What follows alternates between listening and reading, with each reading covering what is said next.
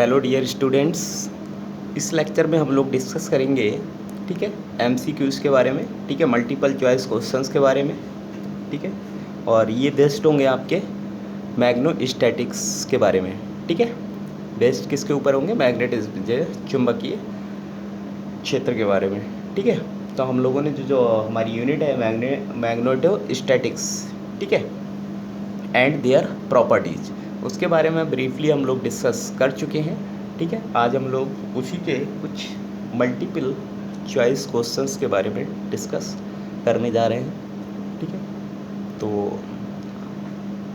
उम्मीद करते हैं कि आप लोगों ने सारी थ्योरी वगैरह पढ़ ली होगी, ठीक है, जिससे कि आप लोगों को कॉन्सेप्ट क्लियर हो चुके होंगे, फार्मूलेज याद हो चुके होंगे, ठीक है।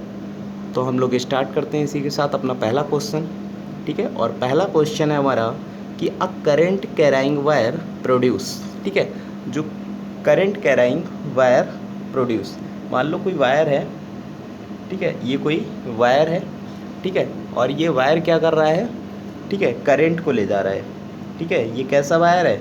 करंट कैराइंग वायर है, यानी कि ये करंट, मान लो मैंने कह दिया कि ये जो है वायर है और कितनी करंट को ले जा रहा है? आई करंट को ले जा रहा है। तो यहाँ पे हमारे पास चार ऑप्शन हैं, ठीक है। हमसे क्वेश्चन में कह रहे हैं कि अ करंट कैराइंग वायर प्रोड्यूस, ठीक है, कि करंट को ले जाने वाला कोई वायर जो है वो क्या प्रोड्यूस करता है, ठीक है। चार ऑप्शन दे रखे हैं हमें। पहला इलेक्ट्रिक फील्ड यानी कि वैद्युत क्षेत्र, दूसरा मैग्नेटिक फील्ड यानी कि चुंबकीय क्षेत्र, और थर्ड ऑप्शन है बोथ फर्स्ट एंड सेकंड यानी कि electric field and magnetic field, दोनों को प्रोड्यूस करता है। और लास्ट ऑप्शन जो दे रखा है नन ऑफ दिस, यानी कि इनमें से कोई नहीं, ठीक है। जो कि ऑप्शंस दे रखे हैं उनमें से कोई ऑप्शन करेक्ट नहीं है। तो हमें पता है कि जो करंट कैराइंग वायर होता है वो क्या प्रोड्यूस करता है, हम लोगों ने थ्योरी में पढ़ा था, ठीक है। वो क्या प्रोड्यूस करता है? मैग्नेटिक फील्ड, चुंबकीय क्षेत्र, ठीक है। तो फर्स्ट क्वेश्चन जो है हमारा, a current carrying wire produce magnetic field, यानी कि second option is the right answer, ठीक है। दूसरा ऑप्शन इस तरीके से क्या हो जाएगा? सही हो जाएगा कि ये करंट कैराइंग वायर जो है वो मैग्नेटिक फील्ड क्या करता है? प्रोड्यूस करता है, ठीक। नेक्स्ट क्वेश्चन है mu naught and epsilon not तथा सी के बीच सही संबंध होगा, यानी कि relation between permeability of free space and permittivity of free space and speed of light, ठीक है। इन तीनों के बीच जो है, तीन हमारे पास जो पैरामीटर्स दे रखे हैं, ठीक है। म्यू नॉट यानी कि म्यू नॉट को हम लोग बोलते हैं क्या? चुंबकनशीलता यानी कि परमिएबिलिटी ऑफ फ्री स्पेस, ठीक है। और एप्सिलॉन नॉट क्या है? विद्युतशीलता, ठीक है, permittivity of free space. And C क्या है? Speed of light. हम लोग पढ़ते रहते हैं इसके बारे में जनरली, के बीच सही संबंध होगा। तो म्यू नॉट और एप्सिलॉन नॉट एंड सी के बीच जो सही संबंध होता है, ठीक है, वो क्या होता है? C is equal to 1/√μ naught and epsilon naught, ठीक है। तो यहाँ लिख लो कि म्यू नॉट क्या है?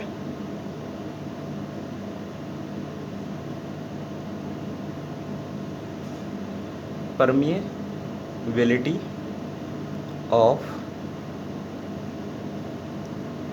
Free space and epsilon naught, हम लोग इलेक्ट्रोस्टैटिक में पढ़ें क्या होता है? परमिटिविटी ऑफ फ्री स्पेस, ठीक, and C speed of light, ठीक है। सी क्या है? स्पीड ऑफ लाइट, ठीक है। तो इन तीनों में जो रिलेशन होता है वो क्या होता है? C is equal to 1/√μ naught into epsilon naught, यानी कि second option is the right answer. Second option is the right answer, ठीक है। तो इस तरीके से आप लोग याद रखिएगा। नेक्स्ट क्वेश्चन है दो चुंबकीय बल रेखाएं, ठीक है, दो चुंबकीय बल रेखाएं यानी कि two magnetic field lines. Option क्या है? उदासीन बिंदु पर एक दूसरे को काटती हैं, यानी कि न्यूट्रल पॉइंट पे एक दूसरे को काटती हैं, नॉर्थ एंड साउथ पोल के पास काटती हैं, एक दूसरे को कभी नहीं काट सकती हैं, चुंबक की स्थिति पर निर्भर करती हैं, ठीक है। जैसे कि मान लो कोई मैग्नेट है, ये क्या है, एक मैग्नेट है, ठीक। ये इसका मैंने कह दिया साउथ पोल है और ये इसका नॉर्थ पोल है, ठीक है, south pole and north pole, ठीक है। तो क्या होता है कि यहाँ से जो है लाइंस, मैग्नेटिक फील्ड लाइंस निकलती हैं और ऐसे इसके अंदर ही एंटर कर जाती हैं। यहाँ से ऐसे मैग्नेटिक फील्ड लाइंस निकलेंगी और इसके अंदर एंटर कर जाएंगी। ऐसे मैग्नेटिक फील्ड लाइंस निकलेंगी और इस तरीके से क्या होंगी, इसके अंदर एंटर कर देंगी, ठीक है, इस तरीके से,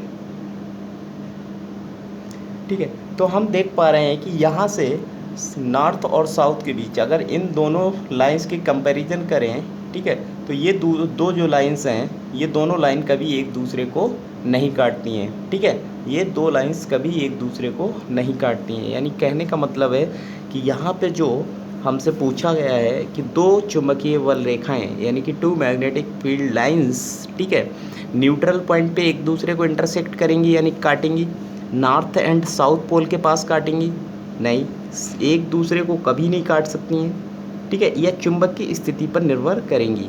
तो यहाँ पर हमें क्लियरली पता लग रहा है कि दो मैग्नेटिक फील्ड लाइंस कभी भी एक दूसरे को नहीं काटती हैं, ठीक है। यानी कि इस तरीके से third option is the right answer. Two magnetic field lines never intersect, ठीक है, दो मैग्नेटिक फील्ड लाइंस कभी भी एक दूसरे को नहीं काट सकती हैं, ठीक है। नेक्स्ट क्वेश्चन है अ बार मैग्नेट, ठीक है, एक बार मैग्नेट है हमारे पास, दंड चुंबक को दो पीसेस में तोड़ने पर क्या होगा, ठीक है। बहुत ही बढ़िया क्वेश्चन। जैसे कि मान लो एक बार मैग्नेट है, ये है हमारे पास एक बार मैग्नेट यानी कि दंड चुंबक। ये क्या है, एक बार मैग्नेट यानी कि दंड चुंबक। हमें पता है कि किसी भी मैग्नेट के अंदर कितने दो पोल्स होते हैं, एक साउथ पोल और दूसरा नॉर्थ पोल, ठीक है, south pole and north pole. अब हमसे कह रहे हैं कि इसको क्या किया, टू पीसेस में क्या कर दिया, डिवाइड कर दिया, यानी कि इसको इससे बीच से क्या कर दिया, इसको काट दिया, यानी कि कुछ इस तरीके से इसको जो है क्या कर दिया, साउथ, और इस तरीके से इसको जो है काट दिया नॉर्थ, ठीक, दो पीस बना दिए इसके, ठीक है। क्या ऐसा पॉसिबल है किसी भी मैग्नेट के अंदर सिंगल पोल एग्जिस्ट करता हो? ऐसा पॉसिबल ही नहीं है, क्योंकि हम लोग पढ़ते हैं सिंगल पोल नॉट एग्जिस्ट, ठीक है। किसी भी मैग्नेट के अंदर सिंगल पोल नहीं हो सकता है, आप चाहें उसको कितने भी पार्ट्स में डिवाइड कर दो, ठीक है, छोटे से छोटा पार्ट जो है उसमें आप डिवाइड कर दो, तब भी उसको जो है आप अलग नहीं कर सकते हो, ठीक है, पोल्स को सब डिवाइडेड नहीं किया जा सकता है, ठीक है। तो यहाँ पे क्या क्रिएट हो जाएगा, ऑटोमेटिक, जैसे ही आप इसको क्या करोगे, मैग्नेट को बीच से ब्रेक करोगे तो ऑटोमेटिक हमें लगता है कि यहाँ से मैग्नेट को अलग करोगे तो साउथ पोल अलग हो जाएगा और नॉर्थ पोल अलग हो जाएगा, बट ऐसा नहीं है, ठीक है। जैसे इसको क्या करोगे, यहाँ से कट करोगे पीसेस में, ठीक है, तो अपने आप यहाँ पे क्या आ जाएगा, अपोजिट साइड में नॉर्थ पोल और यहाँ अपोजिट साइड में साउथ पोल क्रिएट हो जाएगा ऑटोमेटिक, ठीक है। तो सिंगल पोल कभी भी एग्जिस्ट नहीं करता है किसी भी मैग्नेट के अंदर, ठीक है। कोई भी छोटी से छोटी मैग्नेट हो उसके अंदर दोनों पोल्स प्रेजेंट होते हैं, दोनों पोल्स मौजूद होते हैं हमेशा, नॉर्थ पोल और साउथ पोल, ठीक है। तो यहाँ से चार ऑप्शन थे हमारे पास। दी बार मैग्नेट इज डीमैग्नेटाइज्ड, यानी कि डीमैग्नेटाइज्ड हो जाएगी, उसमें मैग्नेटाइजेशन की प्रॉपर्टी ख़त्म हो जाएगी, नहीं, ऐसा नहीं है, ठीक है। डीमैग्नेटाइजेशन की प्रॉपर्टी ख़त्म नहीं होगी, क्योंकि ऑटोमेटिक जैसे ही आप करोगे उसको बीच से अलग पीस अलग करोगे तो साउथ के अपोजिट साइड पे क्या, नॉर्थ क्रिएट हो जाएगा, ठीक है। तो ये ऑप्शन तो हमारा होगा नहीं। फिर कह रहे हैं the magnetic field of each separated pieces becomes strong, यानी कि मैग्नेटिक फील्ड जो है सेपरेटेड पार्ट में क्या हो जाएगा, स्ट्रांग हो जाएगा, नहीं, ठीक है, ये भी ऑप्शन नहीं होगा। थर्ड ऑप्शन है the magnetic poles are separated, यानी कि मैग्नेटिक पोल सेपरेट हो जाएंगे, ऐसा तो पॉसिबल ही नहीं है, क्योंकि किसी भी मैग्नेट के अंदर सिंगल पोल एग्जिस्ट ही नहीं करता है, ये हम लोग जानते हैं। यानी कि यहाँ से कितना इसको अगर बीच से अलग करोगे तो ये सेपरेटेड नहीं होंगे, साउथ और नॉर्थ पोल, ठीक है, इनको कभी भी सेपरेट नहीं किया जा सकता, यानी कि थर्ड ऑप्शन भी क्या हो गया, रॉन्ग हो गया। एक ही ऑप्शन हमारे पास बचता है क्या, two new bar magnets are created, हाँ, ये ऑप्शन सही है, ठीक है, कि अगर एक मैग्नेट को उसको 2 पीस में डिवाइड करोगे तो 2 मैग्नेट्स बन जाएंगी। कैसी? 2 मैग्नेट क्या होंगी? बन जाएंगी। यानी कि fourth option is the right answer, ठीक है। चौथा ऑप्शन क्या हो जाएगा? सही हो जाएगा, ठीक। इसी तरीके से अब हम लोग अपने नेक्स्ट क्वेश्चन की तरफ बढ़ते हैं, ठीक है। A DC current produce, DC current यानी कि डायरेक्ट करंट जो है वो क्या प्रोड्यूस करती है, ये हमसे पूछा जा रहा है क्वेश्चन के अंदर, ठीक है। DC current produce magnetic field, electric field, electromagnetic field and none of the above, इनमें से कोई नहीं। यानी कह रहे हैं कि एक डीसी करंट है, ठीक है।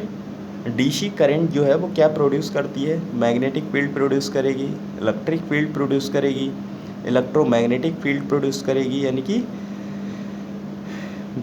चुंबकीय क्षेत्र, इलेक्ट्रिक फील्ड यानी कि वैद्युत क्षेत्र, इलेक्ट्रोमैग्नेटिक फील्ड यानी कि विद्युत चुंबकीय क्षेत्र, या नन ऑफ दी अबव, ठीक है, इनमें से कोई नहीं। तो हम लोग पढ़ते हैं, ठीक है। म्यूचुअल इंडक्शन भी हम लोगों ने पढ़ा है, म्यूचुअल इंडक्शन के बारे में, सेल्फ इंडक्शन के बारे में हम लोगों ने बहुत अच्छे से वहाँ पर पढ़ा था, ठीक है। तो वहाँ पे क्या प्रोड्यूस हो रहा था? मैग्नेटिक फील्ड, ठीक है। जैसे किसी डीसी सोर्स से जो है सप्लाई को भेजा जाता है, सप्लाई दी जाती है, ठीक है। जब करंट वहाँ से फ्लो करती है तो क्या होता है, यहाँ वहाँ पर मैग्नेटिक फील्ड्स क्रिएट हो जाता है। जैसे कि हम लोग कॉइल बनाते हैं और उसके अंदर करंट को फ्लो करते हैं तो हम लोग कहते हैं क्या, कि मैग्नेटिक लाइंस क्या होती हैं? जनरेट होती हैं। जैसे कि इस तरीके से कोई कॉइल बना दी जाए, ठीक, और यहाँ पर एक सोर्स अप्लाई कर दिया जाए, ठीक, ये इसका पॉजिटिव टर्मिनल और ये इसका नेगेटिव टर्मिनल। तो जैसे ही यहाँ से चार्ज जाएगा तो यहाँ से क्या होता है, हम लोग देख पाते हैं कि यहाँ पे मैग्नेटिक फील्ड लाइंस यहाँ जनरेट होने लगती हैं, ठीक है। मैग्नेटिक फील्ड लाइंस क्या होती हैं? इस तरीके से जनरेट होती हैं, ठीक है। ये हम लोगों ने लेंज लॉ वगैरह में भी पढ़ा था, फैराडे लॉ भी पढ़ा था, ठीक है। तो यहाँ से हम लोग देख रहे हैं कि are DC current produce magnetic field, यानी कि first option is the right answer, ठीक है। इस तरीके से पहला ऑप्शन जो है हमारा सही हो जाएगा कि कोई भी डीसी करंट जो है वो क्या प्रोड्यूस करती है? मैग्नेटिक फील्ड को, चुंबकीय क्षेत्र को, ठीक। नेक्स्ट क्वेश्चन है हमारा, डोमेन की मटेरियल, डोमेन किस मटेरियल में बनते हैं? यहाँ पे की नहीं, किस होगा, ठीक है। डोमेन्स जो है वो किस मटेरियल में बनते हैं? 4 ऑप्शन है हमारे पास, paramagnetic, ferromagnetic, diamagnetic, all of the above, ठीक है। यानी कि पैरामैग्नेटिक प्रतिचुंबकीय, फेरोमैग्नेटिक लौह चुंबकीय, यानी कि डायामैग्नेटिक अनुचुंबकीय, ठीक है। पैरामैग्नेटिक अनुचुंबकीय और डायामैग्नेटिक कैसे होते हैं? प्रतिचुंबकीय पदार्थ होते हैं, ठीक है। तो प्रतिचुंबकीय और अनुचुंबकीय और लौह चुंबकीय, इनके बारे में हम लोगों ने पढ़ रखा है, ठीक है, कि कौन मैग्नेटिक फील्ड को लाइक करता है, कौन मैग्नेटिक फील्ड को डिसलाइक करता है, ठीक है। तो यहाँ पे बात कर रहे हैं किसकी? डोमेन्स की, ठीक है। तो डोमेन्स कहाँ बन रहे थे? जैसे कि हम लोगों ने कहा था कि हमारे पास मान लो कोई 100 इलेक्ट्रॉन्स हैं, ठीक है, और जैसे जैसे हम मैग्नेटिक फील्ड को बढ़ाते हैं, ठीक है, तो वो क्या होते हैं? मैग्नेटिक फील्ड की डायरेक्शन में, कौन से वाले? फेरोमैग्नेटिक वाले, ठीक है।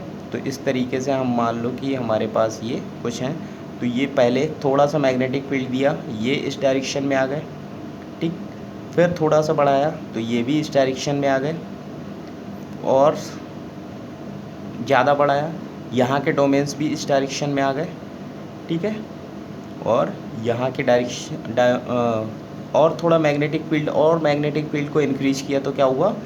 यहाँ के जो डोमेन्स थे, ठीक है, वो भी इस पर्टिकुलर डायरेक्शन में आ गए, ठीक है।